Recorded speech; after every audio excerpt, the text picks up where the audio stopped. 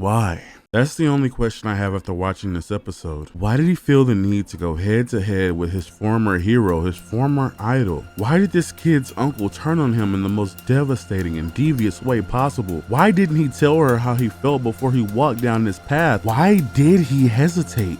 Why didn't he feel like he should have let what happened to his friend happen over a girl he wasn't even going to confess to?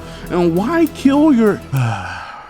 Episode 7 starts off with his friend's funeral, which is very sad because you see so many notable people there and nobody knows who did this or why, but the new Itznoodlz. The person who did this had a mark that was given to him by this new Itznoodlz. Problem is, that man and his brother should have been locked under a jail cell, but somehow, some way, somebody pulled the strings and both of them were free. But since this guy with this mark pulled the trigger, when they're found out, only this guy will get thrown back into the jail cell, and not the real perpetrator, not the mastermind of all of this. The new Itznoodlz is tired of justice not being on his side. He's tired of doing things the same way he's always done them. So on the 34th anniversary of Itznoodlz being a hero, old and new will have a match to settle who is a true Itznoodlz once and for all. This match, this fight, this battle, whatever you want to call it, was the peak of animation for me. I haven't seen a fight like this in a while. I mean, I am lying because I did see Kizaru versus Luffy and Garfield versus Kurgan, but those fights might equal or trump this fight in terms of animation, but there's only one fight that comes to mind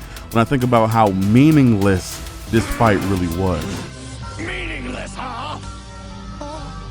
What do you know of meaningless? Your own strength. I have in me the blood of a Saiyan prince. He is nothing but a joke.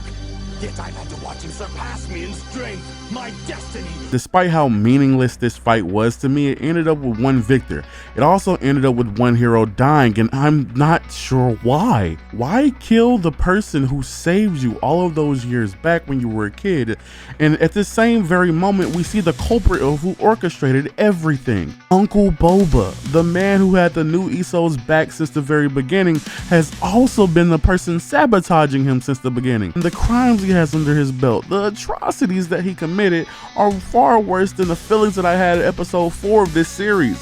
Why did he do this? Did he want a personal backing of a top 10 hero? Did he want the power and fame of being the new Itznoodlz's manager? Did he do it for the adrenaline surging through his blood from tricking this kid? As I watch this show, the only thing I truly understand is that being a hero in this world might be the most painful and grueling experience I've ever seen. To be a hero, you have to experience something that might make you turn into a villain. And if you don't turn into one, maybe somebody around you will. To be a hero X. Man, this is one of the most brutal episodes I think I've seen. And I've seen episode 4. I've seen the episode right before this one. You think you'd see enough people getting shot and you'd be like, well, that's as bad as it can get. But this episode shows you that you haven't even scratched the surface of it. Man, we get a glimpse of Lucky Scion too. I forgot to mention that throughout the whole video, but it's so many things that happen in this video, in this episode at least, that have me scratching my head. The Uncle Boba, bro. Uncle Boba, I thought he was my dog. Ooh, like seeing him be the person that's dunking people in cement, and I'm certain that it fades into the cement that these two Itznoodlzs damn near kill each other. He was grabbing lightning, getting ready to swing it at a young dude. Like, can we really like get this in our heads? Like, this is crazy. I know that there are certain people watching this, seeing all of this stuff and being like, oh, this is just a great show. But when you really look at certain things, bro, this dude is running a running bolt of lightning, and the old Itznoodlz is gripping however much lightning, ready to throw it at somebody. That's his ultimate move. Like, the people on the internet are calling this his ultimate move, and that's the only reason that the new Itznoodlz actually landed a killing blow. Like killing blow. Why was there ever a killing blow needed? That's my question. Why did somebody have to die? We couldn't just relinquish, I guess. No, you can't, because everybody knows who Itznoodlz is. That's what the old Itznoodlz said. So you can't just relinquish the Itznoodlz title. I mean, he was Itznoodlz first too. It's like, why not just be a different, like, oh man, like killing the person who saved you when you were a kid is the most brutal thing I've ever seen. Like, imagine Like, I don't even have anything to equate that to, bro. And speaking of equating, the battle itself was amazing. The animation was amazing. I'm certain I'm gonna have a crazy screenshot for the thumbnail of this video, but it didn't need to be that.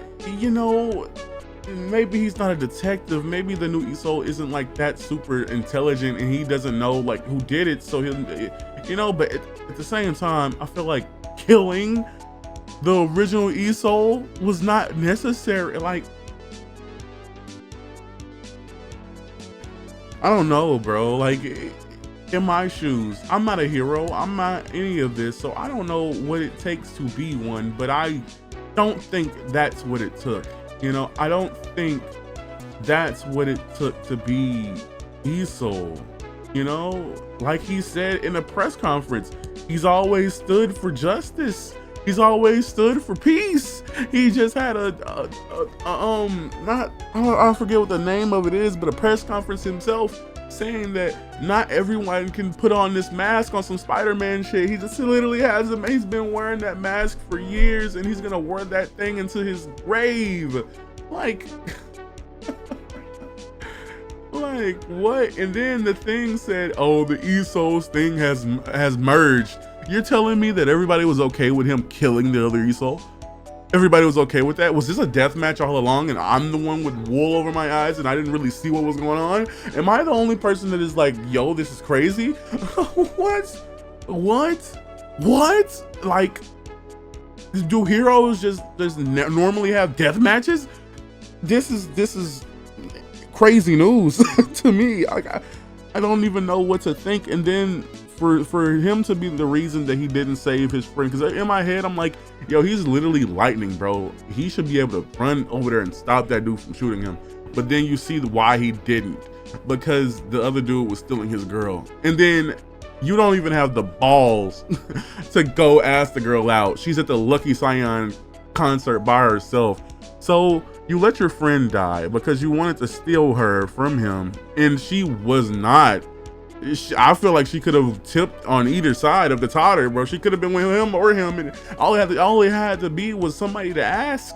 Neither one of them even asked. Like, it's so much stuff. Like, yo, you let your friend die over a girl gang, and then you don't even have the balls to go after the girl. You're like I'm too locked in on this. And then you don't even go and get the people who actually did it. Not that you could, because they're 6 feet under cement. Apparently they're drowning in cement, which is crazy. But you don't even have the cojones to go get the girl. You're locked in on killing your old idol. What? Like, that doesn't even make sense. It doesn't make sense to me right now. And for the people that are probably in your head, like, why is this video coming so soon? I know you're happy to get it, but at the same time, why is it coming so soon? I'm supposed to be like 3 episodes into this. Somebody posted in my comments that it breaks it up based on the hero, so I'm gonna make my videos like that. The next series of episodes will be about the new hero that I'm pretty sure we're gonna get. If we don't get it like that, then you have that one commenter to blame. But if we do get it like that, then you'll see me at the end of that hero story. I don't know what to think about To Be Hero X. Honestly, the storyline is so derivative. It's so interesting at the same time, though. It's so weird, and it's just so unique. I've really never seen anything like this. It has me on the edge of my seat, but for all the wrong reasons. I'm stuttering now. Like, I can't think properly. I can't process the things that I've seen and make sense go to them, you know? I don't know what to think about that, but if you have anything that you want to say about this, let me know down in the comments. I'm so lost and confused, and I really don't even know where to put my thoughts at, you know? It's so stupid. It's so meaningless, but maybe to him this fight had meaning. Maybe to the Uncle Boba, he had what he did had meaning. What about this girl? What's gonna happen with her story? What?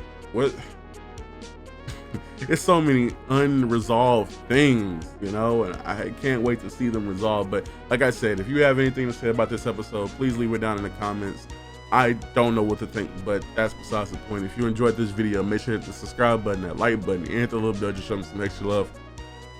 But other than that, I have nothing else to say, but thank you for watching this video. I feel like at every episode and reaction of this series, I need some lemonade or something. Like I need a drink, bro. Like this is too much for me to handle. Thank you for watching this video, and peace.